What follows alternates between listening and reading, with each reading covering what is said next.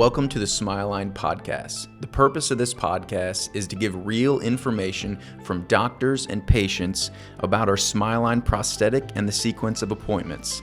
For more information, check out our website or give our office a call. Hope you enjoy today's episode.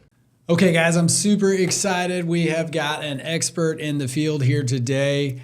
Dr. Jonathan Ehlers is in the house. John, how you doing? I'm doing great. Good to be here. For those of you guys who don't know Dr. John, he is an expert in the field because he has been a robotic surgeon in dental implants for quite some time. He's been featured on the cover of Dental Town. John started his career back several years ago in public health and then associated in private practice for a while. Eventually founded Tiger Dental in Sedalia, Missouri, and has completed hundreds of full arch cases there over the past maybe decade or so. Yep. And man, you guys should listen. He's got a lot of experience and he's got a lot of very unique experience with this new robotic technology that we are going to dive into. John, welcome to the show. I'm glad to be here, and I'm excited to dive into the conversation, specifically robotic implants and how that's changed my practice and how I view it as potentially changing implant dentistry, for everyone. So excited to be here. Yeah, we're going to get into it. We want to get into robotics, but I think Chris and I want to really dive into a point. Recently, we finished the rough draft of the new Crossroads book that's going to be coming out. It's trying to help patients that are in that dental storm for the last several years. They've been root canaling teeth and losing teeth and spending money, and they're just wondering when the heck this is going to stop and trying to find a stable solution. The strongest position we took in the Crossroads book was against the upper overdenture. And, I think overdentures in the industry are really seen as the middle way. They're kind of touted as the middle price point. And I think patients are drawn to those. If there's three choices, we kind of get drawn to the middle. And I want to know, what is your take on the upper overdenture versus, a denture and a fixed option? Yeah. So I think, I've taken a different path than you have. And that gives me some good data to talk about today. Your path was quicker to your decision. I feel like my path was maybe a little slower. But with the data, what I've found is you really have to set expectations. If a patient comes in and they have an expectation of fixed teeth, that they're going to be able to chew any food they want, that is wanting a low maintenance option, I can unequivocally tell them overdentures are not that option. Overdentures create a host of potential complications that I think you have to be very honest with patients about. And, with this intro, you were talking about this dental storm patients are in. And I think we as clinicians, our goal is to get them out of that storm. And what I've found over the years is overdentures kind of put them in a different dental storm in a way. It's maintenance issues. It's the denture rocking. It's forces on implants in softer upper maxillary bone that cause bone loss, peri-implantitis. These are things that I think really need to be said to the patient whenever you're doing your consultations.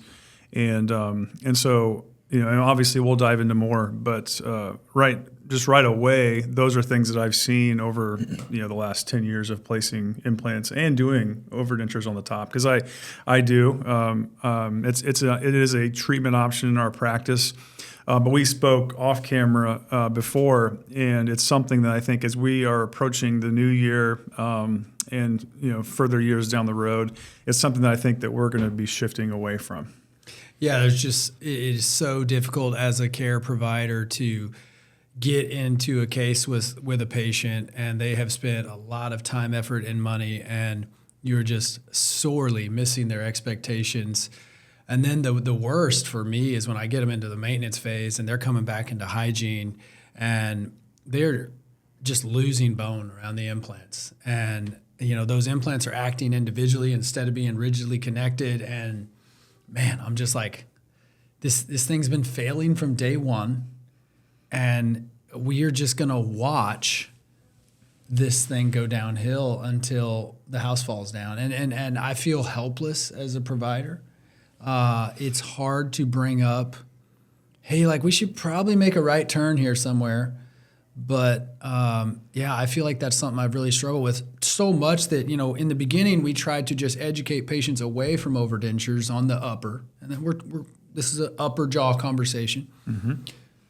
And then as the practice wore on, I realized the only way I could really control that because of the difference in price point was to take it off the menu completely. Mm-hmm. And I think a lot of people will say, oh, well, that's not good and you don't have the patient's best interest in mind. And I would argue that very passionately because, what we did is we worked hard to get the price point for the fixed hybrid really so close to the upper overdenture that the difference in outcome just doesn't make sense.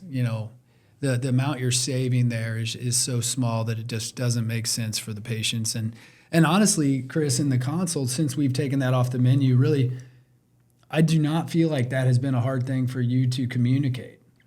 Yeah, it's been pretty easy. I mean, you've given me lots of information on why we shouldn't do them. And then really whenever we roll out the prices and the national averages and our price for fixed prosthetics, it's not really conversation anymore.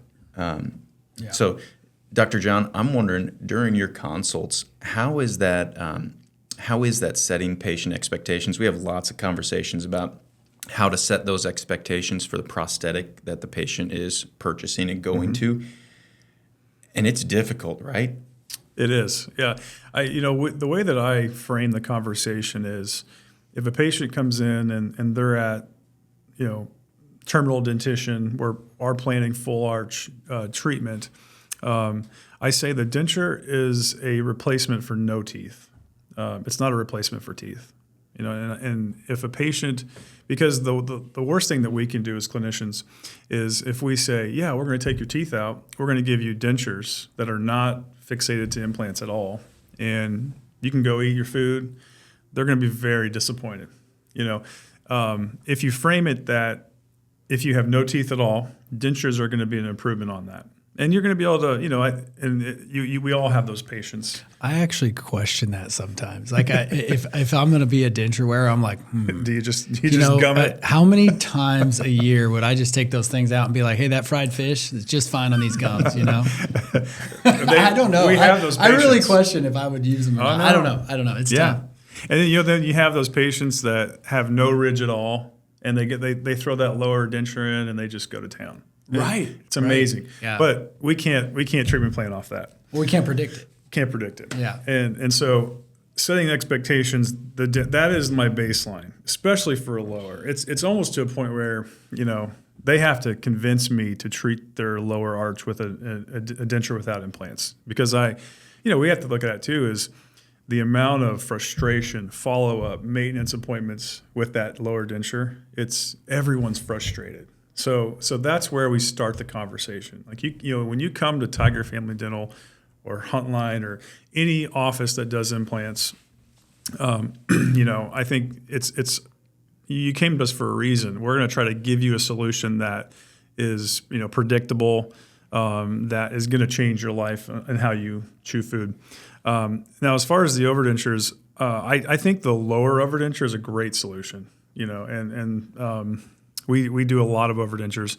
In fact, I think from a cost perspective, an upper fixed, lower overdenture, I think is a very functional setup for patients. Obviously, fixed over fixed is kind of the Cadillac of full arch treatment. But yeah, and again, with the way that dental fees are increasing, the overdenture market, I feel like is going to go away in a way, because like you were saying, treatment planning patients, if the patient is on board with spending the money for an overdenture or fixed, I think it's up to us to get them to say, what's another $2,000? What's another $3,000? If they're going to make that investment, it's up to us to educate them and say, spend the money now, potentially saving yourself pain, discomfort, maintenance cost, probably more money over time if you look at it and say 5-6 years from now, those implants are losing bone. Yeah. So in 2020, COVID, I'll get something positive out of COVID here because, we were off from patients for 3 weeks in 2020. At that point, I'd been practicing for 11 years. And this is the first time that I had any, real time off. And I wondered what I was going to do at that time. And really what I came up with was doing a little soul searching on our system.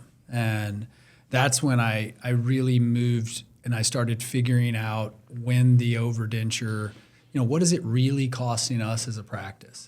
And what is it really costing the patient? And when you're looking at these overdentures and you're seeing less bone around these implants, every time you see them, the implants are sticking out of the gum more. I'm always like 5 years, 7 years. I don't know how much longer I got with this setup, right?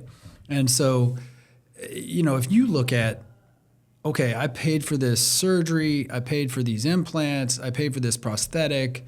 It was, 70% or at least 65% of what fixed costs anyway, maybe even 80%, depending on, what practice you're going to. If you look at that and then you go, man, for a significant portion of the patients in 7-8 years, they're going to either go to a denture and pretty much have destroyed their bone with infection around the implants, or they're going to have to pay for a surgery again. And the cost of the predictability of that option, if you look at a group of 100 patients, I guarantee you they will spend more as a pool of people. I mean, there's some people that can be successful with any option, right? It's like the guy you talked about with the lower denture that just can eat whatever he wants and has no ridge, and we're just like, I don't know, I got nothing. I had a patient come in one time. Chris had a patient in a consult, has one tooth. We always ask patients, how good can you chew on a scale of 1 to 10?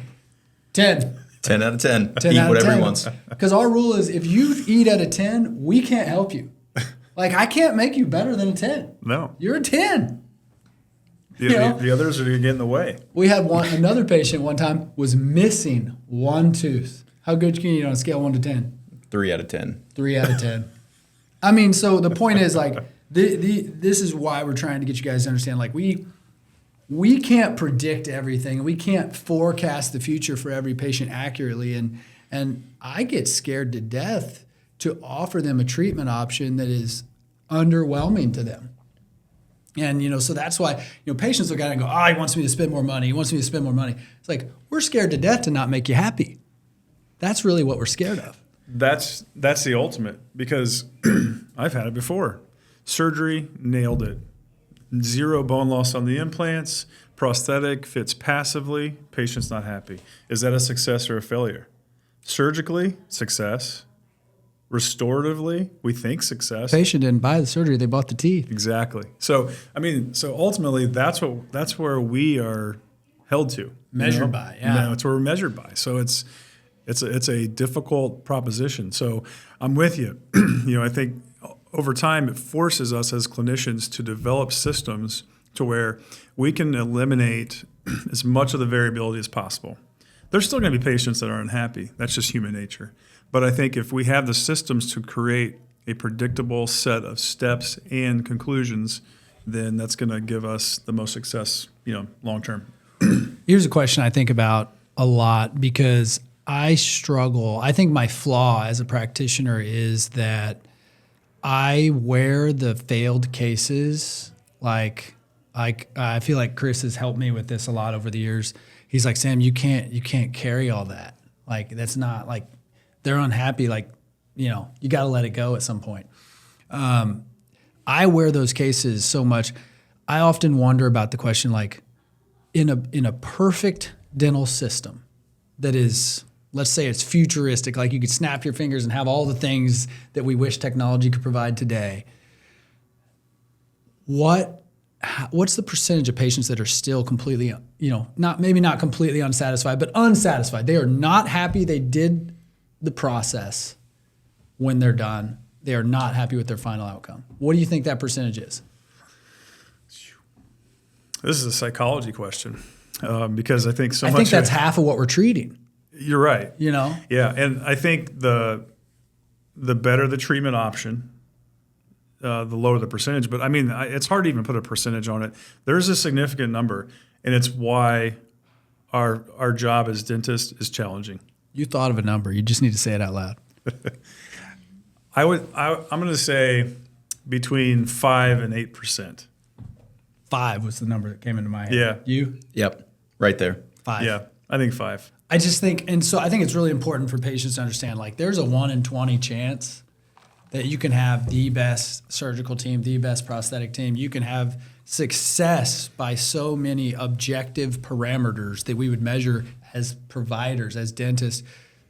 All these objective parameters that we would show your case to our peers, and they would say, man, that looks good, man. You did good. Well, that patient's unhappy. And I'm at a loss. I don't know what to do. That's right. And there is an endpoint for maybe 5, maybe it's a little less in a perfect system, maybe it's a little more, I don't know. But, for us to be from 3 to 8%, I think, and all to agree about that, I think that's pretty telling that there's a group that, it's going to be a struggle for. And that's why we're so big on picking the right choice up front and managing the expectations as good as we can. I feel like I've become the anti-salesperson. He has, very much so. Yeah. And it also goes back to you wear those failures on your sleeve for a long time, and they affect you. And I feel like we're saying no to a lot more cases now than we ever have. John, I'll give you a little scenario. We have a patient comes in, they got a few teeth on the upper, a few teeth on lower, chewing out of 6 out of 10. And they want removable prosthetics on the upper and lower because they got a grandma that eats steak and eats whatever she wants with her removable dentures. And that's what they want. How do you handle that conversation? By the way, they've sought you out because, their sister referred them because you're really good and you are the guy. And they're wanting traditional dentures. Traditional dentures, upper and lower. I'd buy them a gift card to Bolton's and tell them to go eat. Hey, you know what? I have recently said that knowing when to say no and knowing how to do it nicely, that is the skill that I'm working on right now. I do not have that one perfected at all. I'll give you guys But I think it's an important one. Maybe you can help me with that. Well, how do you say no? Well, I think you compliment their ability to function with what they have. And then you say, I'm not going to take your money. Ultimately, that's what it is. 'Cause I do this, little old ladies come in. They've had their denture for 30 years. They have no ridge. And she's like, it's just, my son told me I think I need to get new teeth. And I am not going to win that battle. 0% chance. She still thinks she's doing good. Yeah. I've done this a couple times for them because their teeth are worn. I'll say, okay, if you let me take your denture for a couple weeks, we'll put new teeth on it, but we're not changing the intaglio at all. Exactly the same thing I do. And they love them. Mm-hmm. And I almost never have a complaint. Ask me how I got there because I kept trying to change it. Mm-hmm. And ultimately what would happen, they come back in, their new teeth are sitting in the container, they're wearing their old teeth. They're wearing their old teeth, yep. And so... you're like, why didn't I just work with the old teeth? Exactly. Yeah. And they love them. So that is how I treat long-term denture wearers that their teeth are gone. We just put new teeth on them. And that's actually had a lot of success. But back to your scenario, yeah, you do not mess with that patient. Unless they want to. It's an opportunity to plant a seed to say, if you want to get from a 6 to an 8, let's talk about fixed. Mm-hmm. And when you're ready, I'm here to help you. And I think they respect you for that. Yeah. We've had patients that we have said no to for removable dentures. They go to a denture mill, whether it be at the Lake of the Ozarks or Columbia. They get their uppers and lowers. And about 8 months, 6 months, sometime in that time frame, they're ready. Their name will pop back up on the schedule, and they come in, and they just agree with you. They're like, they're the right. easiest. Yeah. And I'm like, awesome. Let's talk about a fixed option here and get you chewing again. And those consults are great because at that point, they know how bad it can be. Exactly. and then we're just going up from there. And that's why I love this section of dentistry. It's because we're treating patients that they're up against a wall, they don't have a lot of options. Yeah. And it's the most life-changing service I think we can provide as dentists. Yeah, 100%. 100%. Like if you're doing cosmetic cases and veneers, the artistic options for that is awesome. And I respect the dentists that do it. Right. It's hard. Yeah. But for me, like I don't think I wake up in the morning and say, man, I want to go fix the cant on number 9. I want to take this lady from beautiful to more beautiful. Yeah. Exactly. Like that sounds like I don't know. That sounds like a hairstylist. Your mom probably knows all about that. Exactly. I want the guy that maybe had a drug problem in his 20s and his teeth are mutilated and he can't eat anymore. Maybe he's developing some comorbidities because he can't chew food, and he's like, help me, And if we have the skill set to be able to help that patient, man, that's what it's all about. Mm-hmm. So that's, I think that's exciting for me. Yeah. It's, I think that's why so many dentists, when they start getting into full arch, they lose their love for general dentistry because they realize that they're not making the impact. The wave effect that you can make as a care provider in the full arch realm versus fixing teeth. And I'm probably going to go back to fixing teeth as we move forward here. But, I think that wave is just so much bigger that you can ride on, because those people's quality of lives aren't going from an 8 to an 8.5 or 9 or a 9 to a 9.5. They're going from a 0 to 3 to, hell, I can actually go out of the house now. That's right. And like that's, Yeah. It's much more fun to be part of something bigger. Absolutely. Well, awesome. I think the big concept, that overdenture, man, I feel like we have fought that for years because, people come from Columbia here. We're in central Missouri. Columbia is the biggest city around us. They're about 45 minutes from us. And, there's several corporate offices there that I think really push that overdenture. And I think from a psychological perspective, humans want to go to that middle road. We don't want the cheap option. We don't need the Cadillac. Oh, right there. That's what I need right there. I'll be happy with that. And that's what they think a lot. And I think that when you framed it as like, hey, they went from one storm to another, I never really thought of it that way. Mm-hmm. But that is so true for so many upper overdenture patients. All we did was put them in a different storm. Yeah. And it is so disheartening to them. And it feels terrible as a provider when you don't really have a way out. Well, that's the thing. It's disheartening to us, Yeah. because, and again, don't get me wrong. I have a lot of overdenture wearers out there that are very happy. They've maintained bone. But the issue that I face is I do the surgery the same every time. Right. But the outcome is not the same every time. And I think that's the frustration. It's like, how can I get the outcome the same every time? And I feel like fixed has changed that for me. I feel like if I nail the surgery, patient's not hammering down on their provisional as the implants are healing, and they're not smoking 2 packs a day. I feel like it's pretty predictable. I feel like we can nail that bone health, we can nail the prosthetic, and in terms of just the I don't know if we're gonna get into the workflow of the fix, but it's all about passivity on those implants. I'm a big believer in that. With the overdentures.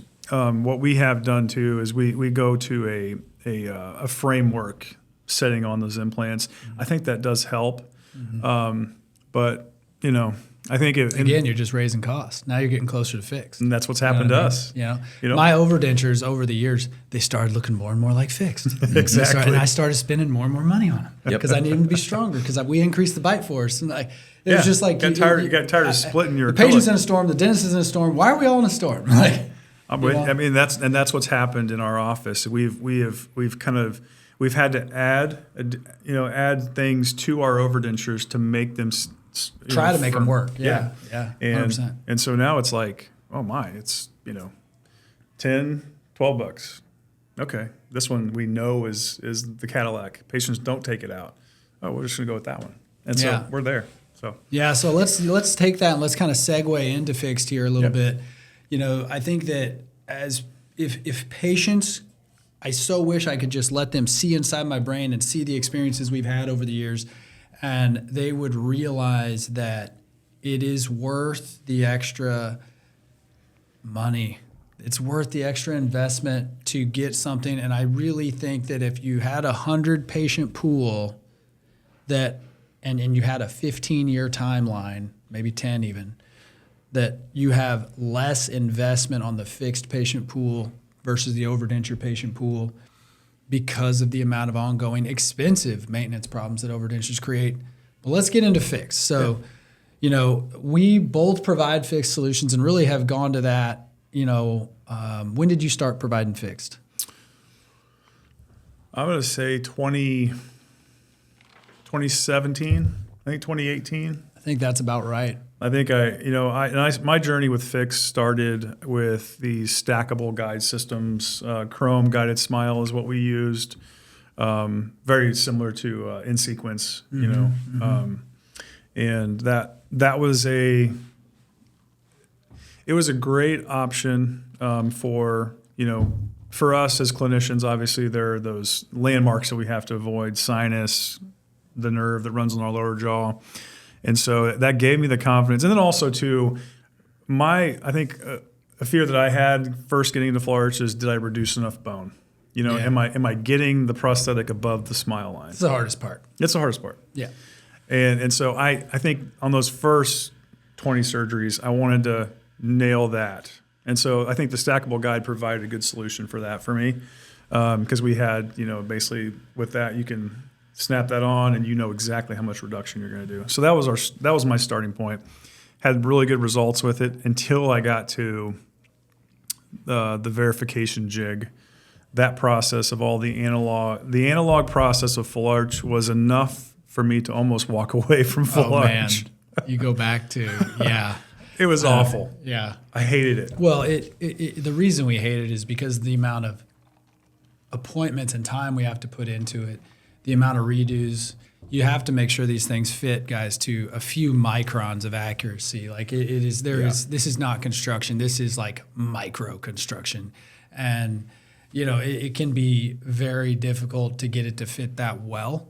And the technology over the last 7-8 years has really moved forward to allow us to more easily deal with that from back in the analog stage. I don't even think about when that final is in. I don't even think about it. It goes in passive every time, and the scannings, the scanners and scanning software has, like you said, it's improved so much. From photogrammetry to just intraoral scanners, like with the different scan bodies now.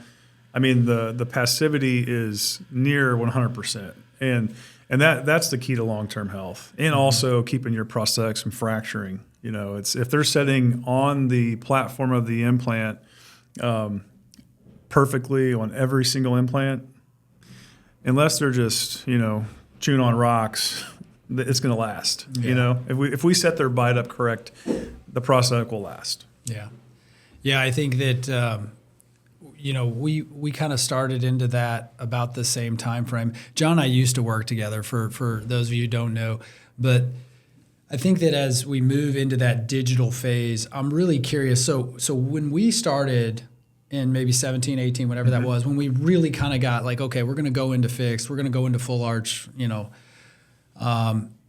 was all freehand, right? And we were treatment planning the surgeries, and that's still how we do it today, largely because I find that it is it's just the cheapest way to do it.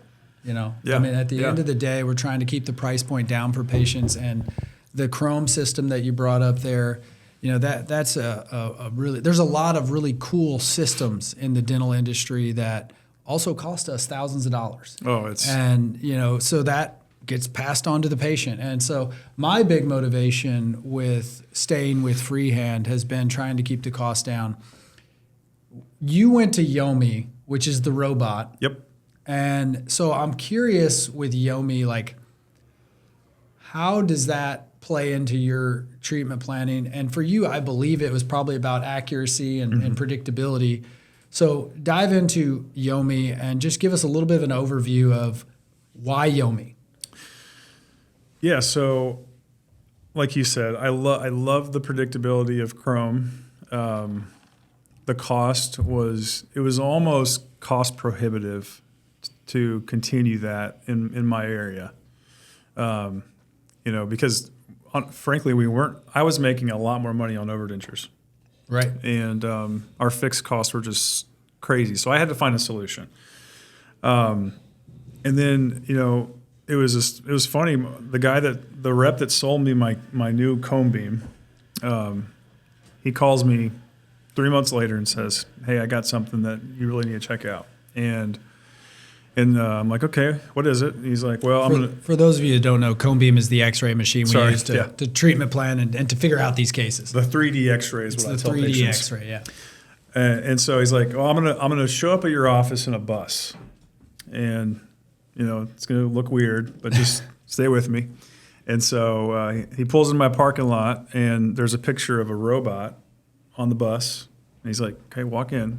The robot's in the bus, and he lets me demo this surgery. And I was thinking, was it a live patient? No, unfortunately. Oh man, that would he didn't volunteer for that. I've been like, woo. It was a block. Yeah. Okay. But he.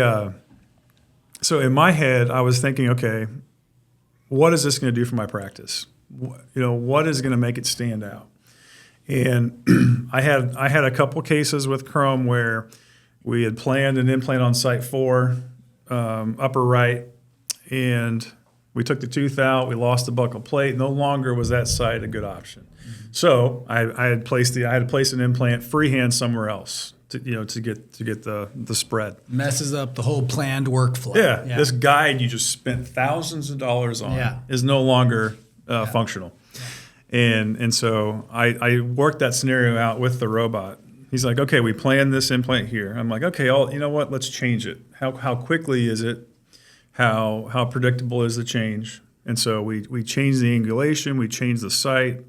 Within 3 seconds, it was already there. So we changed location, went to guide, put me right where I planned it. Then it sold me right there. I mean, that was it. Because I like the precision of the guides, but I like the interchangeability on the fly of the robotics. My biggest issue with guides in the past, I feel like I've tried this every way but the robot, is that you can't change the plan. That's always been the biggest issue. Right. Two things. You got to make sure you get the guide on right. Like if you don't get the guide on right, everything after that is off, and that can be more challenging than it seems. I was gonna say that's easier said than done. Yeah, because the patient scenarios that you build the guide on are so variable that it's not 100% predictable. Yeah, and what about limited opening? Yeah, that's an issue too. It is a big issue, and a lot of times you don't catch that at consult. You're so right. if a patient can't open like that wide, you can't get a guide in there. And we work on a lot of people that open. It's like open, they're like, and you're like, open big, and they're like, Oh, You're right. If I had a counter Open for bigger, every and they're time like, that I heard Dr. Sam say, open big, I mean, it'd be up in the thousands right you just now. need a dollar bill every time I say that. I have a new saying now. It says, "Give me some more." Open. Oh, give me some more. Give me some more. my God. And it gets another millimeter. Give me some more. I'm going to try that. So, I'm going to try that. So limited opening, before I forget, I want to dive into it. It's called lateral access with Yomi. So before, again, for me, whenever I'm treatment planning a case, and this is back to just a single implant, say site 31, I didn't treatment plan a lot of second molar implants, even patients that asked for it because opening, right? Right. And so with Yomi, I can place second molar implants better than freehand, in my opinion, because with lateral access, as long as the tip of your drill hits the position where the implant will enter the bone, no matter the angulation, you can go into locked mode, in guided mode. And then you can be entering the osteotomy at a 45-degree angle, slowly going down to where then you clear the upper arch. the robot will stand you up to the inclination that you've planned, and then you go to full depth. And so it's very cool. That's been, and full disclosure, I speak for Yomi. I'm a KOL for them. They're not paying me to be here though. So my own will. Yomi doesn't really push that, but for me, it's like as a clinician, I tell every person, every dentist that's thinking about Yomi, it's like lateral access. It's a game changer, and so that's been a big change for me. But man, I'm not good at staying on track here. So we've kind of diverged again. So where are we at? Yeah, no. I the original question was why Yomi? It's kind of a broad question. Yeah. So let's get a little more specific here. Yeah. So, the big thing that we're establishing here is that, you can do freehand surgery. Yes. You can do guided surgery, which means that you're traditionally paying a lab that's a high-end lab, usually around $5,000 to $7,000 for a guide, right? Yeah. Per arch, So if you're doing it on both arches, it's a huge part of the cost that's, built into the case. And then there's the robotic surgery. And so the robot, it seems to me like is kind of a hybrid solution, because the beauty of freehand is that you can change your plan on the fly. You can, I extracted that tooth and the bone's not what I thought it would be. And so you can change the plan quickly. And the robot still allows you to do that, but while giving you the precision of the guide. Absolutely. It does make a lot of sense. So if we get into the specifics, talk to me about the planning phase. All right, we've done this consult, patient's ready to go, and you want to virtually plan out the case. How do you decide where to put the implants? Is it all a virtual surgery, and then, same type of virtual surgery I would do in my software, and then you would ultimately just lock that into Yomi and then it's just good to go? Or how does that work? How does Yomi communicate to the patient's skull from the digital plan that you put together? Sure. So, and even taking another step back, if you have with ExoCAD, or we have a lab that we paid to do our designs, we can get that design file based on the cone beam, the photo, all those things from the patient. And then we can actually layer the STL of the prosthetic onto Yomi Plan. And Yomi Plan is the planning software you would use for anything. It's very similar to even Blue Sky Bio's design software for implant planning. So we know where the prosthetic is. We know where and you can also pick your MUA angulation. So you pick your implant, you pick your MUA, you pick how it's angling, and then we know where it's going to come out on the prosthetic. So I like that too. It gives you that, because you don't want the prosthetic way palatal, because then patients complain of that really thick palatal plate. If you can just tuck it behind the incisal edge of those upper teeth, that gets you your prosthetic nice and thin, thin enough for thickness or for strength, but also for phonetics and things like that. So that's the start of it, and that's all based on pre-op scans and all that. So once I get that, I plan where all my implants are going. I plan the MUA angulations, and we have that. The way that we can transfer that to the patient on the day of surgery is it's through it's called a tracker arm, and we use it's called the Yomi Bone Link.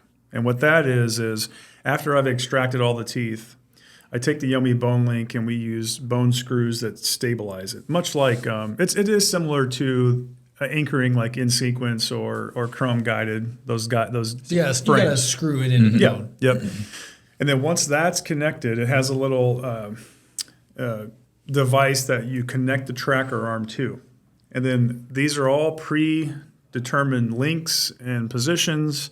And then as long as you take the tip of your drill and you tap it on it's a fiducial marker that locks you in, and the Yomi knows exactly where your pre-plan is. So we've gone through that process to then the patient's linked up to Yomi. Yomi knows exactly where they are within, I think it's, 5 microns. Mm-hmm. That's how accurate it is. And once that's there, you're free to go into surgery. And what else is cool about it is once the patient is linked and they move, the robot will move with them. So like that's, again, that kind of tells you too how accurate it is.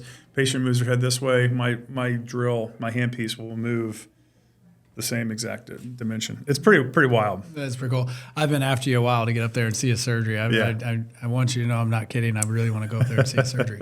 I've been thinking about this as we move forward with the Smileline process for quite a while. And you know, I think as you try to create a system that can grow into multiple facilities, that, you know, the fear is keeping consistency. And I like the idea of Yomi because I feel like regardless of, you know, from preferences of one, you know, practitioner to another, you know, you could really keep that consistency across providers moving forward, even if you had, you know, a dozen different providers at 3 or 4 locations, you know, providing the service. Yeah, and I think that's what we're seeing.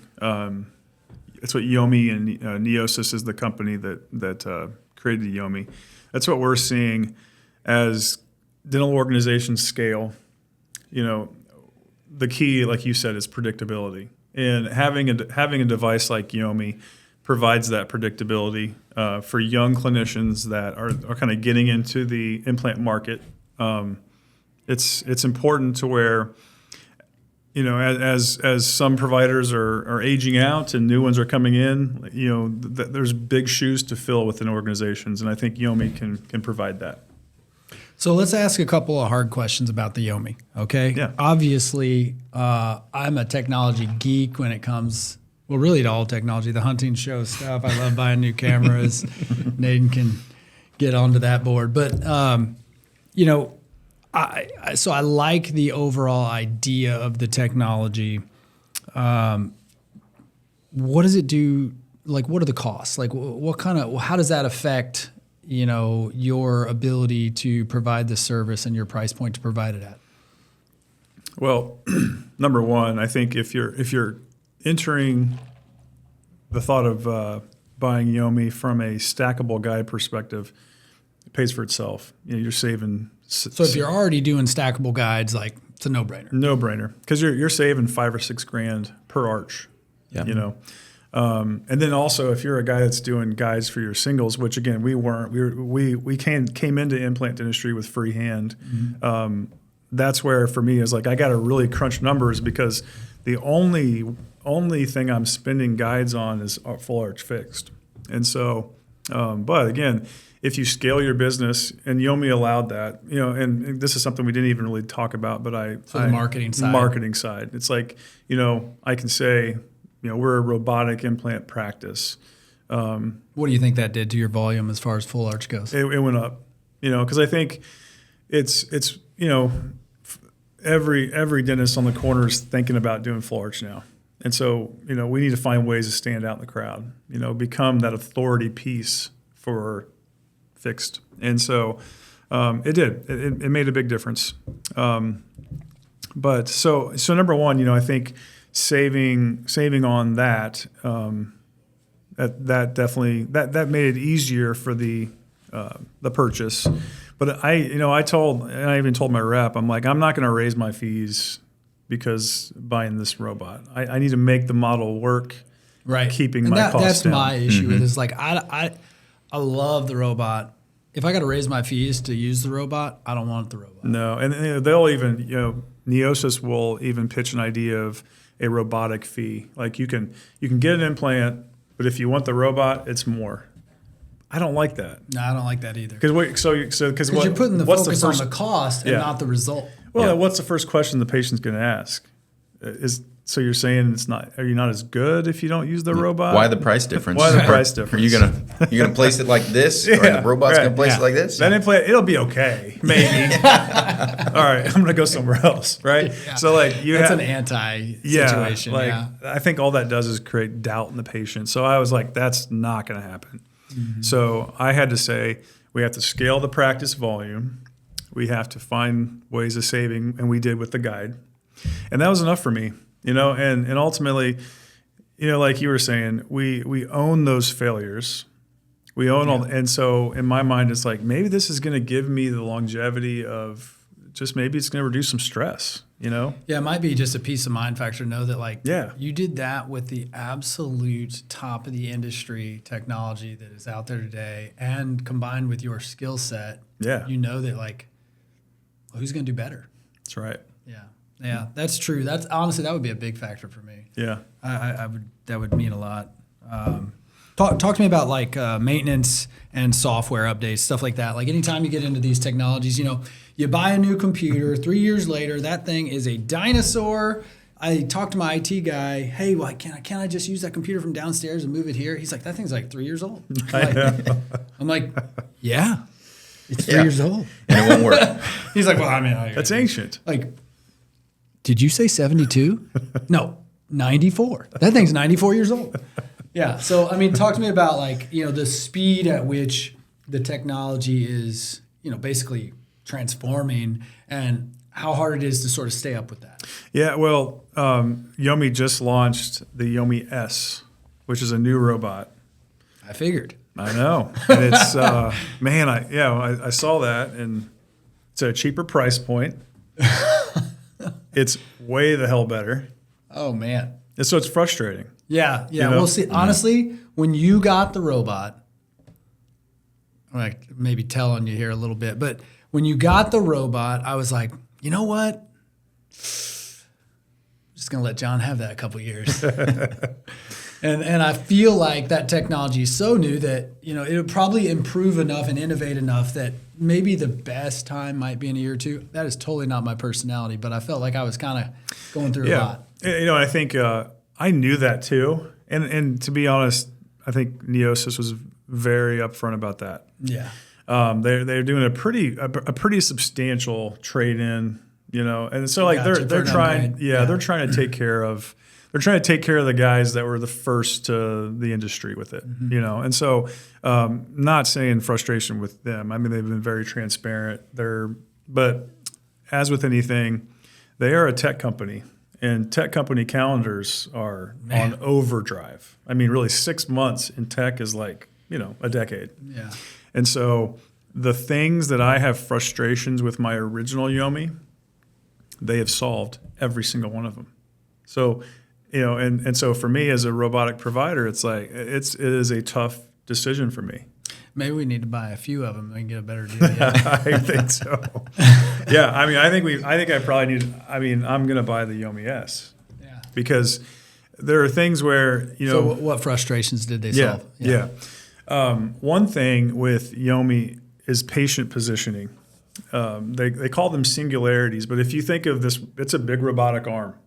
And as the robotic arm is moving through space, there are times where the patient is and where the angle you got to get, because especially on the maxillary, if we're angling around a sinus, the spot where you hit that angle, you may hit the limit of the robotic arm before you get to the angle of position.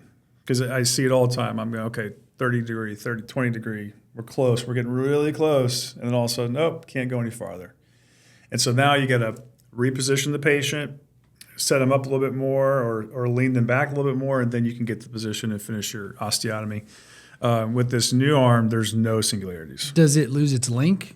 No, Okay. No, you're not relinking or anything like that. It's strictly there's an envelope of movement that the robot can execute, and if you move out of that, you just have to reposition. Gotcha. So I mean, it's not a huge problem, but it's annoying. It's annoying. Yeah, especially when the patient's awake and it's a time crunch. You're trying to get them before the anesthesia wears off. It's sure. like, especially on the maxilla. It's always a race. Yeah. It is. And so that's kind of why I did Yomi, because it speeds you up most of the time. But there's a couple times when it's a little slower. So that is one where, it solved that issue. There's no more singularities. The movement of the robot is so fluid. It's amazing. But another frustration I have is it requires 2 dental assistants in every surgery. You have your chairside assistant that's assisting you with the surgery, and then you have a robot driver. Because what will happen is I'm working on, we'll say upper right, site 3. We go through our osteotomy, and then we say site, next site. They will have to move through the process of What are Implant. you doing? Like, are you like sipping coffee in the corner? Or like what? Yeah, what's that is- happening? I've always struggled with like, okay, so if John has a driver for the robot, because you've told me this several times, he's got his other assistant actively suctioning and things like that. It's like, why aren't you driving it? I've always Yeah, so I think it's a little bit of a misconception. The way that it works is me and the chairside assistant, we're at the patient. The driver is with at the robot, so kind of behind the patient. Gotcha. And so I'm holding the handpiece. I'm directing it because again, it's not, the robot doesn't just take the handpiece and do all the movements. I take the handpiece to the site. Once the handpiece is at the site, the robot then can recognize it, and then then the driver has to put you into guide mode. Gotcha. Once you're in guided, then you proceed. And so, but they're changing. So the driver's just literally like clicking once in a while? Yeah, quite a bit because like they're clicking on, they're changing drill sizes. They're changing implant motor settings. It'd be super annoying if they were just like click. 5 minutes later, they click. No, they're pretty active. They have a very active role, Yeah. and I mean to a point where you can't do the surgery without them. Now, though, they have gestures on the handpiece. So if I hit the handpiece twice, it'll change the drill sequence, or I move the handpiece to me, that will trigger a different change. So really now, the Yomi S has removed the need for the driver. You can execute the surgery with just you and the just have to chairside. learn those gestures. So you just have the buttons right there on your handpiece. And now the screen can get closer to the patient, and it's a touch screen. So again, it's very easy for the chairside assistant to just reach up and change too. So that would be huge. Yeah, that was another frustration because again, staffing's hard. Oh my God, I mean, you can't just give up another person. Since COVID, it's a different world out there. Yeah. Like finding good help that are driven to the excellence that we demand in our practice has been a challenge. And so that I think was a big frustration for us. It's like, there are times when single site number 30 and we're 20 minutes behind schedule. We had someone call in. I don't have time. We don't have the chair. We don't have the staff. So I placed it freehand. Because again, 5 minutes, the patient's gone. We're good. We're good to go. Right. So that was a frustration that's been solved. I think it's just, and I think the Yomi Plan software has evolved into being just more, it's just. This 2.0 is just better. Yeah, it is. I mean, it is what it is. So that's something that I think if you're going to dive into technology with anything, it's just like with our 3D printer, Sprint Ray. Our initial 3D printer took us 40 minutes to print double arch. Now they had an upgrade. Mm-hmm. Got to buy the upgrade. You can get print them in 20 minutes. Okay, I did it. Because again, it's all about time. So we did too. Yeah. You can't stop. How long are your surgeries taken? Well, I guess two-part. What do you do for sedation, and then how long are the surgeries taken? So we do oral. We don't do any IV or anything like that. I think that's something that I've been talking about this for years, but I feel like that's Same. our next step to really get that going. It's the next thing we could improve about it. Yeah. Yeah. We're lightly sedating the patient. They're awake. It works well. There are those patients that are more challenging, but for the most part, it works well. Patient will come in around 8:30, and then double arch. They're walking out with their screwed in provisional, custom to the MUAs at around 2:33, and most of that is waiting. Surgery is done by noon. Typically. For a single arch, probably done by 10:30. A single arch patient, we usually can get them walking out the door by 1. Gotcha. That's what I was wondering, because I know that the longer the time you are working in the patient's mouth, it's like just a stress factor of them going through everything and having instruments in their mouth. And once you're finally done with that surgery, you're like, okay, we can all breathe now and get something to eat. And best feeling in the world when you put the last suture in and you can just see the patient. Oh, we're done. Okay. Yeah. I start telling them we're almost done about way too early, I think. Start getting them thinking, hey, we're getting there, buddy. We're almost there. Yeah, I think if we, for me, I've often thought, if we could get to where you can complete the entire conversion of surgery and data capture so that you can get the design team working on making the teeth, that if you could do that in 2 hours, 1 hour per arch, that to me, I think is where patients' toleration would really improve. I think when you get to that third hour, it's kind of okay. When you get to hour 4, it's starting to get pretty tough usually. And so, yeah, I think that's why I've always been so addicted to improving the process, because, I'm chasing reducing time. It just makes it easier for the patient to tolerate, makes it easier for the team to tolerate.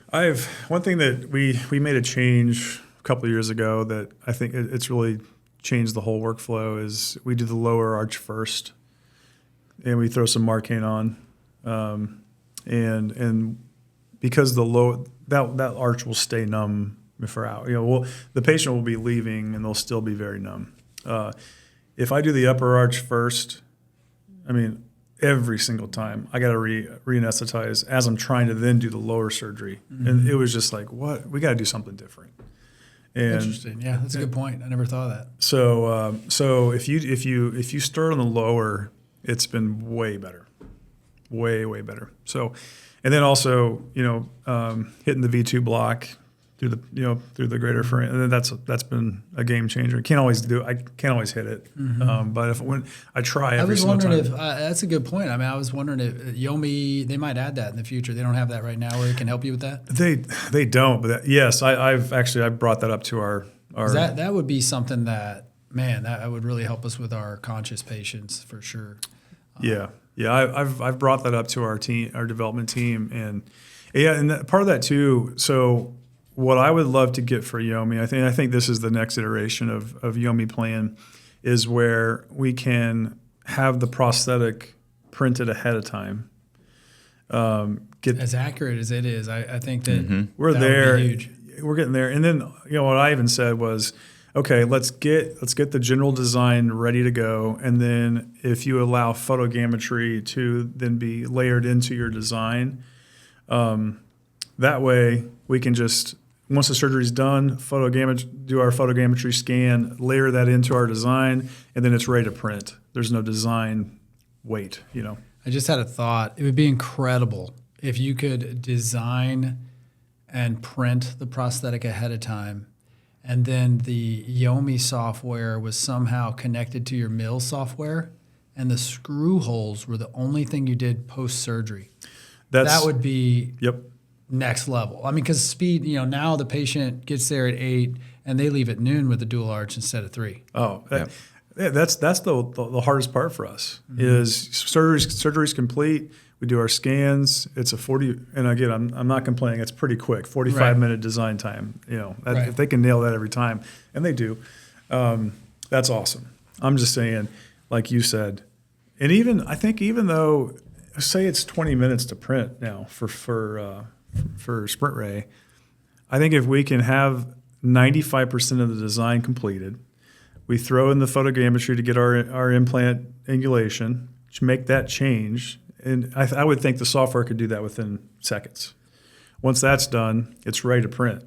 So maybe that adds, 40 minutes after you characterize and stain, and that's not bad. Patients still leaving really quickly. The big takeaway for patients here is that, and I think it's part of the reason why we like the process so much, is these things are pretty new.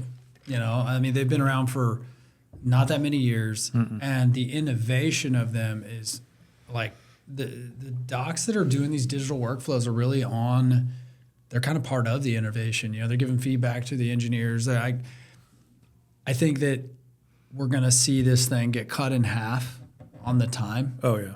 At least the capability, right? Like every practitioner's got their own preferences, but I think we'll see the technology be able to cut the time in half very quickly, like in the next year or two. I think so. Yeah, that's what with Neosis, literally the CEO of the company came to my office, and he's like, what can we do to make it? Because his job is to scale the company, and and make it more ready for other dentists. Just make it easier. Make it easier. Yeah. That's his goal, easy button. And so he's literally going to our offices and saying, okay, you've had this for a year. What don't you like about it? Be very honest with me. And to his credit and their R&D team, they're listening and they're making the changes. And that's why YOMES is now. That's pretty cool. Yeah, it's awesome. I mean, it's a very small company. So. I want to change it up here a little bit. Yeah. I want to talk about lately, and when I say lately, I'm going to say in 2025, I started encountering more patients where FP3 was not good enough. Okay, so I have this theory that dental marketing, when I first got into implants and we got on local television advertising these implants, it was like we were the only things, we were actually doing it at the same time, we were the only things around really talking about that. And I feel like it was relatively speaking compared to today, easy to satisfy patients because really there weren't that many good options for them before that compared to what we were offering. And now over the last 7 or 8 years, I feel like the marketing has raised patient expectations so much that there's more times when it's difficult to reach with FP3. And for those of you who don't know, FP3 means that it's a fixed prosthetic with 3 layers, or it's replacing 3 things. So if it's a zirconia where it's all 1 layer, then it's still replacing teeth, bone, and gums. Because like what John was talking earlier, we have to reduce the bone to create enough thickness for the prosthetic so it has the strength so it doesn't break, okay? And FP3s, because they replace more anatomy, they are less natural, right? And so in the last 6 months, I have been treatment planning more FP1s and certainly trying to guide patients who have the bone for it. If you haven't lost a lot of bone but your teeth are kind of in shambles, I've been really focusing on trying to get them into more of a bridge work type concept, whether it be screw retained FP1 or whether it be actual sextant bridge work. I've been working harder to bring that into the practice on more of a streamlined level. Have you seen anything similar? And do you offer FP1 type stuff compared to FP3? How does that look? I haven't had it specifically from patients, but I think I've had it just because of experience. And I'm seeing it more. Before I was like, well, if I have to mow off 8 millimeters of bone, we got to do it. Now it's like, I don't want to do that. Right. Because again, and this is all about setting expectations. I don't tell patients that their fix is going to last their whole life because let's be honest, it probably isn't. No, 100%. Yeah. Mm-hmm. And so I say 10 to 15 years. And I hope I hit that every time. Maybe, hopefully we get longer.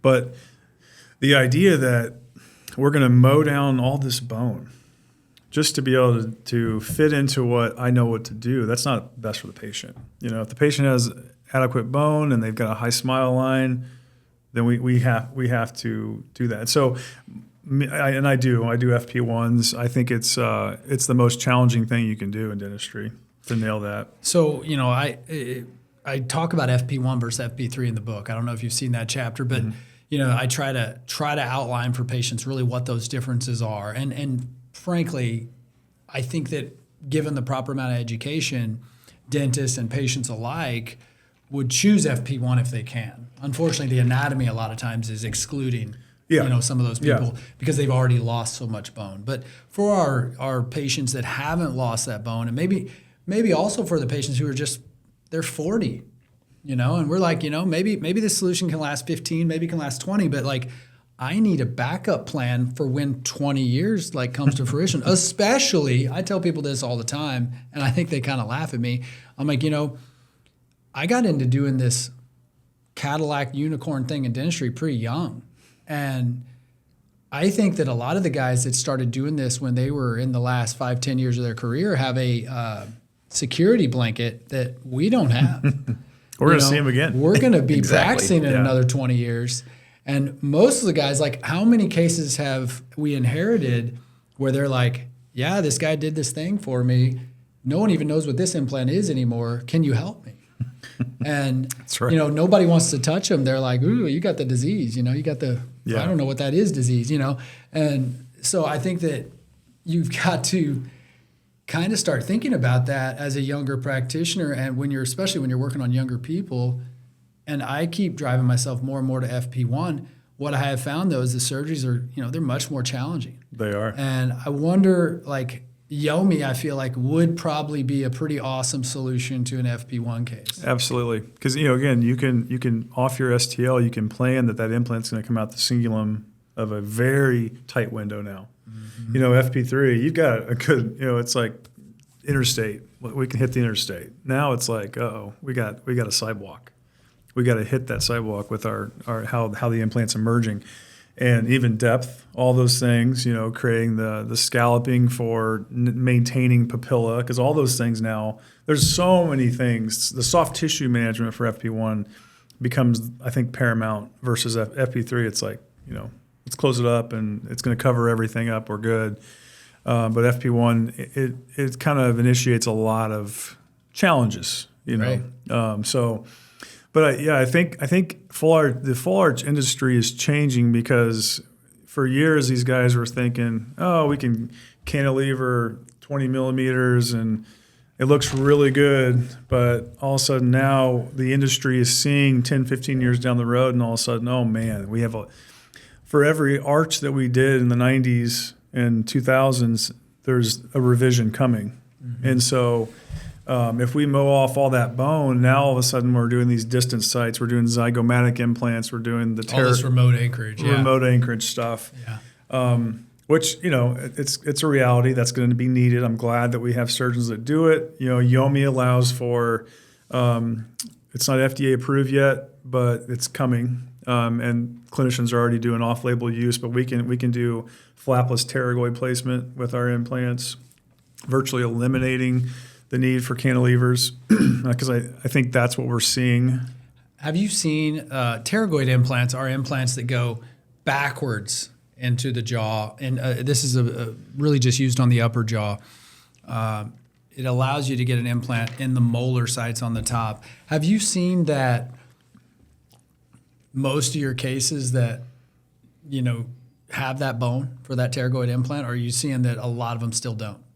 Yeah, I would say, because even what I do is even the surgeries where I don't engage pterygoids, I will still plan them, just that because I want to learn the anatomy, because it's you got a backup plan then. You got a backup plan. Yeah. And I see it. Yeah, it's there. It's a challenge. It's a tough surgery to do that, and the more you do, the better you get at it. But it is a challenge. But I think that's the main take home is we have to plan. And that's why FP1 I think is becoming more popular. It's because we're planning for revisions. Mm-hmm. Revisions are a reality.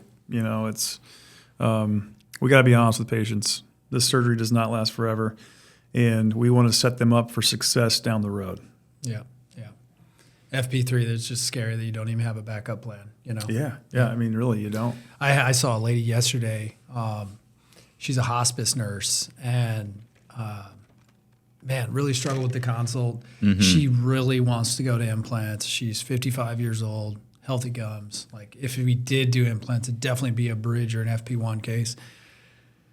And I'm just like, man, is that really the right solution for you? It was, Nuvia told her, no, your teeth are too good. Really? Yeah. Yep. Yeah. So, that was the first time we had heard that. Yeah. I didn't think Nuvia ever said no. I didn't think they ever said that either. But yeah, so all right, let's wrap it up here a little bit. I think that it's interesting that you've had a similar experience with the upper overdenture.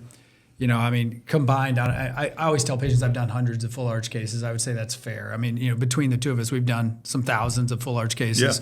Yeah. And, for us to be kind of parallel on that, I think that's a pretty representative sample that, beware patients. Like if some place is really selling you an upper overdenture and that's their go-to option for you, there's probably a better solution out there for you for bang for the buck, Yeah. And then the robot, something that I definitely want to get up there and see. I'm super excited to see that thing. What's the logistics really look like on that thing live in action, and how the team integrates with it and the patient and whatnot. That's going to be awesome. But I wanted to ask you a few questions, kind of just off the cuff. I feel like the most successful thing that I have done in practice when I'm trying to help a patient make a decision on what to do is tell them what I would do if it were me, what I would do if they were my sister, my mom, whatever it is. So I'm going to hit you with a few questions from that. And then I think at the end here, Chris has got some fun questions for both of us here. All right, so we're calling this the no regrets, all right? We don't want patients to live with regrets their whole life because, how many people are living with literally a mouth of shambles for years and years, and they just feel like the solution is not in reach for them. So, all right, if you were to get full arch prosthetics and you could get implant bridge work, an FP1 screw retain, an FP3 screw retain zirconia, FP3 hybrid, or an overdenture, what are you getting? Implant bridge work. Every time, right? Every time. I mean, not without question. They're just, I don't know how much we break this down, but the more you can floss around them, the more you can segment them. Because again, let's be honest, it's biology mixing with technology, and the weak link is biology. Yeah. Things are going to happen. You can get some peri-implantitis, things like that.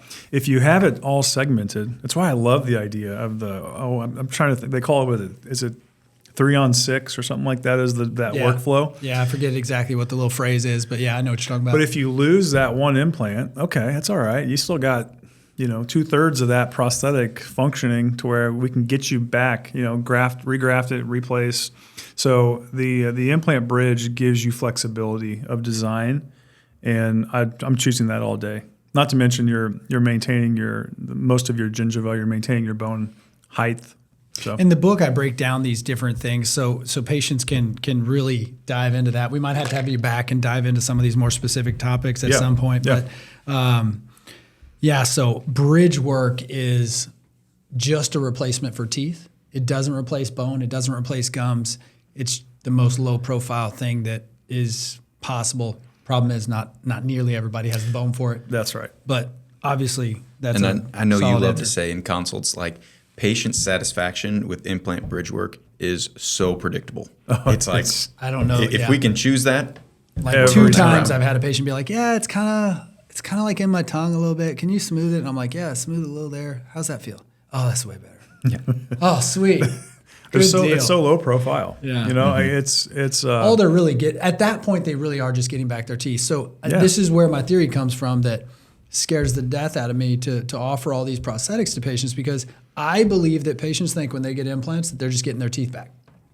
Their natural God-given teeth, they're just getting them back. Yep. And the only thing we have that is pretty darn close to that is what you just said, implant bridge work. Yeah, we'll educate you guys more on implant bridge work in the future. Can't wait to get there. Question number 2.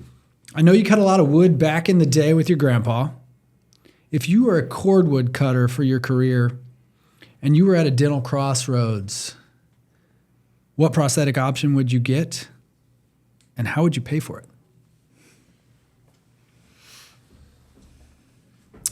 Well, I think you have to triage your level of difficulty with chewing. We had this conversation before. If I was at a 6, I would be cutting a lot of wood, right? And I'd be budgeting for that fixed, and then and so it's knowing what I know. Obviously, in the ideal world, I would not go to a denture. I wouldn't go to an overdenture. I would go to fixed because I think seeing how that changes people's lives, I would do whatever I could to make it work financially, and again, we can have a whole conversation on patient financing and things like that, but that's getting better too. Finding a way to get this to where patients can afford it in their monthly budget. I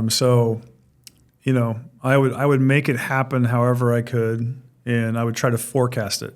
So yeah, if you're a patient that is starting to see some of your dental work break down, it's like, Try to think forwardly and say, this may happen. Maybe I have 5 years left before I have to make this call. Start budgeting now. Make those changes and make the financial moves now. That way, when it does happen and you're at that wall, you can do it. Yeah. Well, I think another way of saying that is that, and the way I think about it is knowing what we know and knowing the value that these decisions can bring to your life or take away from your life. it's the same as buying a car. Yeah. If you don't have a car, you got to walk or ride a horse if you got horses. The value this can bring to your life, I would say, is right there at that level. And no one realizes it. Oh, yeah. In my opinion, patients don't realize it. They think teeth are not very valuable. We got 32 of them. Why do I need all those? I only need 4 or 5 good ones. I think that in my experience, I have seen that the value of them, I wish I could get people to realize it's the same value as their car. So however much you're willing to spend on a car is how much you should be willing to spend on your mouth. I tell them it's way more valuable than your car. Right. You use it way more often. That's right. I mean, the moment you buy your car, you drive it all out the lot, it's lost value. What this is doing for value of your life is, it's literally life changing. I don't think you can overstate it. So when you think of it that way, the investment they're making in their mouth for what it's going to do to their life, there is not a better value that they can spend money on. Yeah. Especially with some of the people that, the way that they come to us and the way they present to us. Oh, it's just, yeah. It just breaks my heart that they've been living that way. I cannot physically imagine having to live life that way, and it makes my heart bleed for them. Absolutely. Question number 4. Is robotic surgery going to be a must-have for you as an individual? So if you're getting implants, you're only seeking out robotic providers? Or are you more open to whoever I get the most comfortable with and trust the most, I'm going to go to? Yeah, I am sure there are robotic providers. Well, I know there are robotic providers out there that I would not go to. Let's be honest. I am a personal person. Like, I want to know, I would go to you versus some guy with a robot. Because just because you bought a robot, that doesn't mean anything. Right. I want to know that you have integrity. I know that you have the skill set. And if I can find that in a person and then they also are a robotic, that's the ideal world. But no, I don't want patients to get this idea that, there's this fix-all that will make everything perfect. It doesn't. It's not. Because again, I still have to plan that surgery with the Yomi plan. I still have to make sure that when the implant is in, it has proper torque, that we can build teeth on. Mm-hmm. All those things are still decisions made by the clinician. And so it is a combination. The Yomi is a tool to help provide exceptional care, but it is not the end all. At the end of the day, it's still the clinician that you have to trust and make sure they nail that surgery. Well said. Well said. Question number 5. We answered it a little bit on this earlier. You don't have to go too long on it, but why do teeth matter? Oh man, it's the start of everything. It's and just Google systemic effects of the oral cavity. Go do that right now, and you're going to see heart disease, diabetes. All these chronic conditions. It all starts with the teeth. And as we age, the ability to get proper nutrition becomes more and more important. So, we're biased here, but teeth are the start of everything. You don't have good teeth, you're setting yourself up for massive systemic health problems down the road. Awesome. Well, I think that was very, very good personal answers. I think that these are so powerful for people to know. Being able to tell them, if I were you, this is exactly what I do. That is the most powerful thing I think we do for people. Don't you treatment plan? I treatment plan that way. 100%. It's like, this is what I do if it was me. This is what I would do if it was my mom. If this is what I would do if it was my kid. I always ask people, I kind of preface it by saying, hey, I'm going to tell you what I would do if these were my teeth. Yep. And it's on you to tell me that you can't handle that. That's right. If there's a financial burden that you can't handle here, then tell me that. But don't put me in a position of assuming your financials and then offering you less of a service than I'd be happy with. Yeah. And that's I think that happens a lot in dentistry. And And it's unfair because, you can't judge a book by its cover. Why can you judge a person by the way they're sitting in your chair? That's right. You don't know them. You can't treat them playing off the car they drive. No. That's right. You definitely can't treat them playing off the car they drive. You two went to school together, right? Yes. Who was the better student and more likely to be found in the lab late at night, critiquing their margins?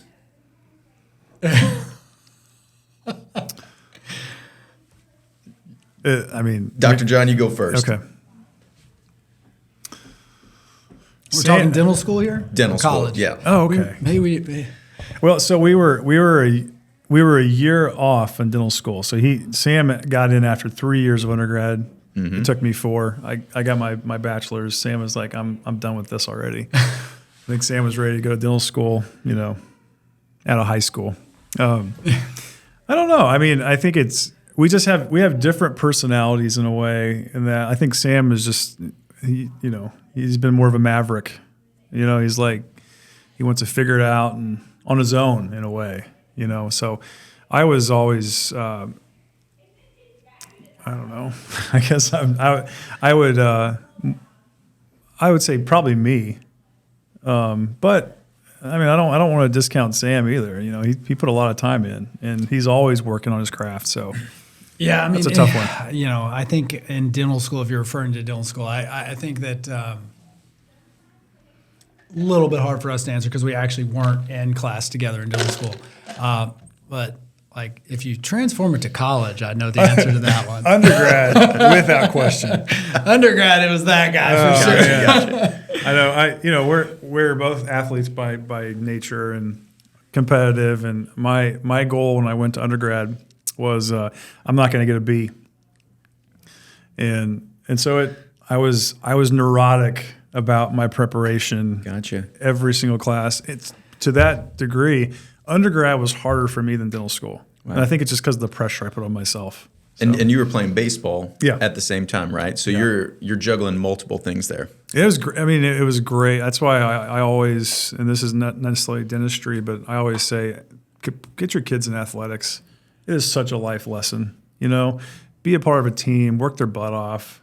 Struggle, get through the struggle. That shaped my entire professional career. Yeah. Yeah. So. Yeah, I think undergrad, you're trying to get into this professional school that has such a tight funnel on it that you are holding yourself to, I have to be perfect. Yeah. And I would totally agree that undergrad is easier than dental school, like by a landslide. Yeah. In dental school, you have to do well enough to graduate. In undergrad, you have got to be the guy that is the best.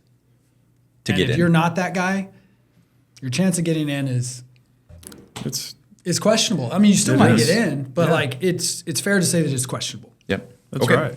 All right. What is one procedure or piece of equipment that you guys learned with in dental school that you cringe at right now? That's just out of date, no longer in the office. Go ahead. Cold lateral compaction.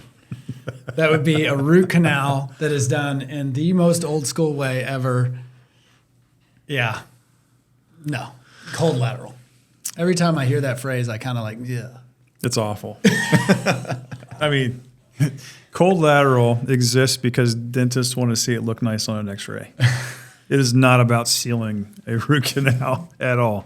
I'm going to say a traditional face bow. I forgot about a face bow. We have digital face bows now, which are nice. You can the face bow is like, what would you say? It's a way that it's like headgear. Yeah. For orienting your maxilla to the hinge of your jaw. Yeah, and it's just there are things in dentistry, specifically dental education, that exists because of OCD within dentists. Yeah. There's this archaic education structure in dentistry that just needs to go away. But I would say the traditional face bow. Good answers. Yeah. All right. Both of you guys have done hundreds of full arch cases. Give me your best patient-fixed prosthetic that they fixed by themselves and then came to you and you've seen it in their mouth?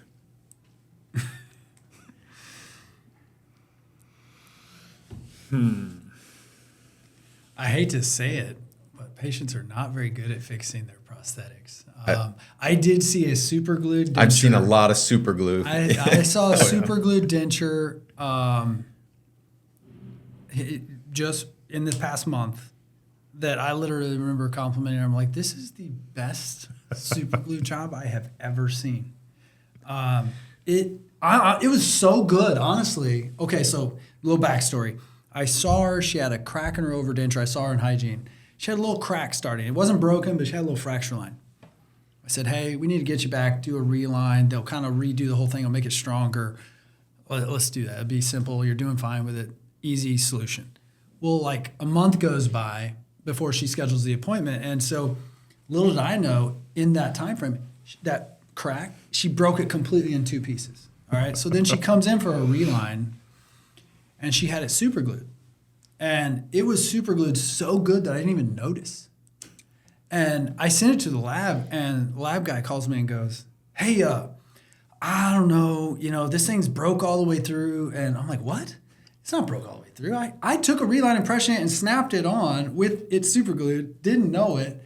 And he's like, yeah, it's broke through and through. I just don't know how strong this will be. I'm like, yeah, okay, send it back to me. We'll redo it. Like, I don't even know. So I get it back, and I'm looking at it. I'm like, oh, my gosh, this is just a really solid job. Does she need a lab job?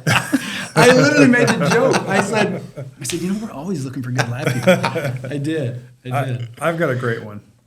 This guy thoroughly impressed me. So he's an engineer, and he had a lateral incisor, had a post, crown on it. He breaks it off. So the post comes out of the mouth, but it detaches from the crown. And so he's like, I can't go without a tooth. So he fabricates from a nail. He cuts it, trims it. He fits it into the post space in the tooth, and then he cements the crown with super glue to the post. And getting that thing out was, it was hard. It was tough. Wow. But it was amazing. It was really good dentistry. So that by far the best I've ever seen. Yeah, that's pretty detailed. That is. It was crazy. Fit it to the post. Did he kind of do I think? Oh, he was proud of it. He was proud of it. I bet so. Because he's like, a dentist told me I couldn't even fix this, and I did it myself, and I think it lasted him like a year. Wow. So, yeah. All right. Dr. John, you're coming up on 10 years of Tiger Dental, right? And Dr. Sam, you're at a few more years, but this is more of a question of both you guys are into technology. I want to know the technology that you thought was going to be great that you bought and just sat in the corner as a big waste. Man, I've always sworn I never would do that. I'm a bit impulsive. I got a few. I might have a list here. You go first, because honestly, I'm trying to think. This question may have been tailored with my experience at online. Yeah. So the very first piece of technology I ever bought was just a digital X-ray sensor system. This is back when I broke away from mom and dad's practice and started my own general practice. I had, this basically like a device that was maybe the size of an iPad, not your phone, but it was basically and you would move it from room to room. And the idea was I wouldn't have to have an X-ray thing for each room, right? Like if I got 3 or 4 rooms, I just need this one thing. I spent $11,000 on it. I never used it once. And in that time, guys, I had borrowed $100,000 from Legends Bank to start the practice. They had literally mortgaged me down to the underwear that was in my sock drawer. And $11,000 of waste was a pretty tough pill to swallow. I never used it. I don't even remember what the problem with it was. It was purple. It had like a purple outline. It wasn't orange? No, it wasn't orange. I remember thinking I just sat it on my desk for 3 or 4 years. just to remind me, don't be impulsive. Like, man, to my credit, I can't think of anything that's significant cost-wise. This is something that was funny though. So I did my startup. I went to this startup conference down in Texas, San Antonio. Yeah. Scott Luna, great educator. And he was like, you can buy curing lights, all these things, and not necessarily from your dental manufacturer. So I'm like, okay, I go on there, I look on some stuff, and I'm like, I'll try these. And they come in the mail. I think I spent maybe like a couple $100 on them. So this is not a lost revenue type thing, but just funny. So I get there and like they all come in and we're literally, the practice opens next week, So I'm trying to go through all of our inventory and I take them out of the packaging. And I mean, they literally, it's almost like a nail type curing light. I mean, it was like a fingernail? Nail polish. Yeah, it was like, I'm like, I cannot in good faith use this on patients, And then before I went ahead and bought just from our dental supply, overpaid for them, I'm sure, but they have like a test. You can test the wavelength on them. Oh, they have the curing depth. Yeah. And they're like, they're not even close to functional, And so I'm like, that was not a good tip from the Scott Luna education, but he gave me a lot of good pointers, but that was one that probably failed. Yeah. All right. If you were not a dentist and chose a different career path, where would you guys have ended up?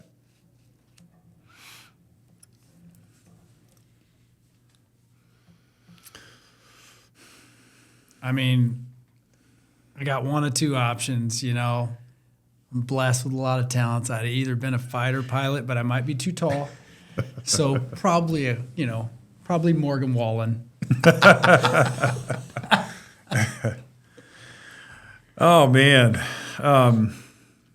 I'd like to think I would have been successful because I think success is really, there's so many factors that go into that you just, and not to say I have this massive ego. I think it's your upbringing. It's the people around you. But I think that being said, if I hadn't met Sam, if I hadn't met Art, our other college roommate, I don't think dentistry I wouldn't have been a dentist. It wasn't even on my radar.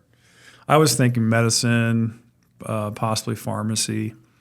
So yeah, I think I would have definitely considered coaching. I think coaching is still something that I wanted. It's like on my bucket list to do as an individual. Me too. I love the idea of coaching at some point.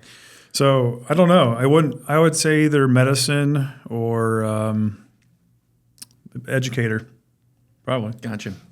Good answers. I think you would have had more success than Morgan Wallen over here.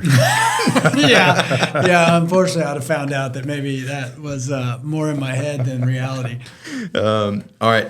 What is the biggest myths that you guys consistently hear in consults? And this would be about any kind of, whether it be prosthetics or implants or really about anything. I think it's patient expectation. It's not necessarily a myth. I think it's just that they believe that implants can do something that they can't do. And they believe that they can be more natural than they can. They believe that they can last longer than they can. They believe that if they smoke or have terribly uncontrolled diabetes, that it doesn't matter. Unfortunately, I'm going to say that the myth is that they believe that they don't have to be accountable for their own health. That's a good answer. Could have said that better. I mean, that is the myth. The myth is that we can fix them. Yeah, and it's so like when your knee replacement goes bad, the patient says, "Well, it just went bad." Like there's a revision. We have to do a revision. It's not because the surgeon botched your surgery, but in dentistry, I feel like we're held to a different standard. Like when your full arch fails, because you smoke or your A1C is 14. And you don't take care of it. You don't take care of it. You it. got dry mouth because you've got all these medications that you're on that you're not able to get off of. Then that requires a revision. It doesn't necessarily mean that the surgery was done poorly. So, I think the myth is that we can just fix every problem. You know, there are things that just are out of the surgeon's control. Yeah. Okay. All right. Now we're going to a lightning round. I'm going to make a statement, and then first we're going to start with Dr. John. He's going to answer it, and then I'm going to give another statement, and then we're going to go back and forth. Okay. All right. So wait a second. I don't understand the rules. We're just going to bounce back and forth. You got 30 seconds to answer. The same question or different question? Different questions. Okay. Yeah. I mean, 30 seconds. Do I get points? That's hard. 30 seconds is hard. I'm very long-winded. Yeah. All right. My statement. Once the implant's in, I'm done seeing the dentist for life. False. That just begins your journey, you know. Much like changing your oil in a car. You know, when you buy the car, you got to maintain it. If you don't maintain it, you're going to see me, and it's not going to be a good appointment. That's right. I always liken that to, hey, when you buy a truck, do you still change oil? You still That's get new tires? You still do all those things? Oh, yeah? Okay. Yeah. You're married to me now, in a way. All right, Dr. Sam, if I get a fixated prosthetic, I'll be able to bite into an apple, eat corn on the cob, and chew exactly as I did whenever I was 20 years old. You know, in some ways, the implants kind of make them be able to bite so hard that it's destructive. Our teeth have ligaments around them that literally, if we put a stick in our mouth and bite hard enough, we'll start to perceive pain. I don't think that patients perceive that with implants because they don't have that ligament. They don't have that nerve, that feedback from their nervous system. And I think that is responsible for a lot of the prosthetic failures that we see, regardless of the type of prosthetic.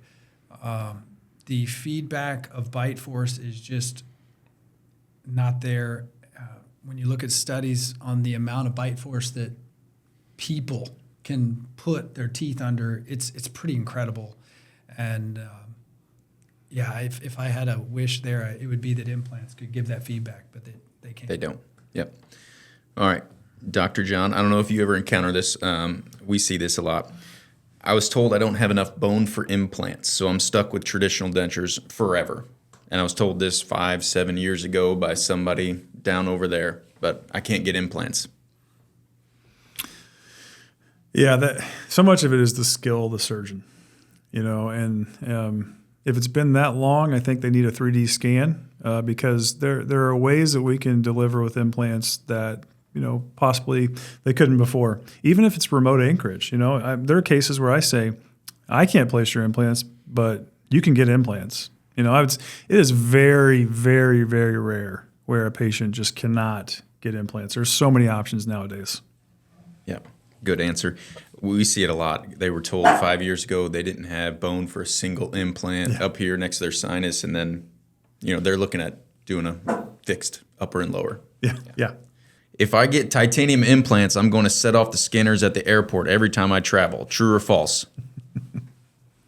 Yeah, we get that a lot. The implants that the medical community puts in people's bodies are not magnetic, and they're, they're not going to mess you up if you're in an MRI, and they're not going to mess you up if you go to the airport. That's right. Medical grade. All right. Back to Dr. John. I can get the exact same prosthetic and care for 70% less if I fly to another country. I would say if you like playing the lottery, then it's a good decision because there are good surgeons elsewhere, but there are probably 10 really bad surgeons. It's all about quality assurance, and that's what we pride ourselves in with our country is, you're going to get good care. There's standards. If you go overseas, man, I've seen so many problems with that. I just wouldn't do it. You're gambling with your health, and that's a really bad move, in my opinion. I got to chime in on that. It is never good to go through a major surgical procedure and move halfway across the country away from your care providers. It's just a poor plan. Unless you can reestablish care with someone in that new location that, you create that new trust and rapport and you understand their skills. And people have to move. I get that. You should reestablish care and make sure that there's someone there because that's a big deal. Yeah, that's not even leaving the country. That's within our country. That's a good point that, along our maintenance lines, you have to maintain these things. Yeah. So you can't go and disappear and not take care of these things. Plan on maintenance. Yes. Don't plan on being 3,000 miles away from your specialty team when you need maintenance. Yeah, we want to see you twice a year. Yeah. It would be terrible to have to fly back to Mexico just for a screw loose. So right. Yeah. All right, Dr. Sam, I'm 85 years old, even though I don't look it, but I'm too old to get dental implants. True or false? It's all about expectation and what you're trying to do with your goals. In our system, we talk to you about how well you're chewing now and what you're trying to accomplish. Then you're looking at a medical review situation. And, if you can pass, if your expectations are where you actually need implants and you can pass the medical gate and then you can pass the X-ray gate, which is really like, do you have the bone? And, if you can pass those filters, then I don't think you can put an age on it. The oldest case I have, the lady was 92. She is so spunky and happy with her upper teeth. It's one of the most proud cases I have because, she's probably going to live to be 100 plus and she wants to eat the last 8 years of her life. And who am I to say she can't? That's right. I remember her consult and still lives with me. I mean, she came in and she wanted fixated teeth. She wanted out of her removable prosthetic and she's super happy. And by the way, old people get to do whatever they want. Yeah, that's right. Yeah, I mean, I want to answer that one too. I mean, it's all based on their health and really what they want. I mean, if I'm that age and think hopefully I've taken care of my finances and I have the money to do it, what the heck? Even if they have 3 years, if they have 3 years to chew the best they have their entire life, who are we to say, no? I've told people a lot of times in the last 3 years of your life, what do you have left to look forward to besides eating well? Yeah. What are the things that really get you excited? Well, eating is like, as far as pleasure goes, it's kind of at the top of the list, I think, in that phase of life. And let's be honest, if they can eat better, is the remaining 3 years, does it extend to 7? I mean, we've talked about this before. Getting proper nutrition, that's right, is key to longevity. So getting them off a soft food diet where they're mainly eating carbs and sugars, and they're able to eat protein, spiking their sugar all the time. That's right. Yep. All right, Dr. John, the lunch break reality. Is a dentist's lunch actually 60 minutes, or is it 4 minutes of inhaling a protein bar between cases? Yeah, my lunch is. That's my schedule break to where I can actually schedule meetings. So I don't have lunch really. Mine is it's tough. It's tough to make. Again, we have great jobs, but it's a challenge because we don't have the flexibility to get on a phone or talk to someone. I mean, we're driven people that work hard. So the answer is inhale a protein bar. We're in the trench. We call it, are you in the, if you're in the clinic, you're in the trench. And, in World War I, you didn't come out of the trench unless you wanted your head shot off. So you don't come out of the trench until you're done. That's right. And, a lot of times 4 minutes is all you get. Yep. Yeah. All right, Dr. Sam, what's the most frustrating thing that can happen in a surgery, not really tied to, the procedure itself or, the patient? What is it tied to then? It's the assistant?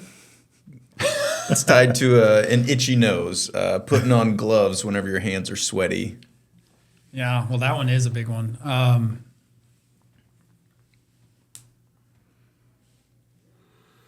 Frustrating thing during a surgery, I would say the time. It takes too long. I literally had a 30-minute brainstorm this week, and I wrote down on my little notepad in my office, it takes too long. I underlined it twice, and I sat there for 30 minutes. So stay tuned. We're going to figure out a way to make it take less time. Just haven't figured it out yet. All right, so we'll switch to a different question. Dr. John, would you rather have a patient that knows everything or a patient that just says, well, doc, do what's ever best? Good question. Oh, man. Do whatever's best, without question. The know-it-all patient, and they're becoming more and more. The Google trained doctors. There's a lot more information out, yeah. The WebMD doctors. It's a challenge, and especially as you're trying to set expectations, that's becoming more and more. So no, I love those patients that say, I trust you, you do whatever you want.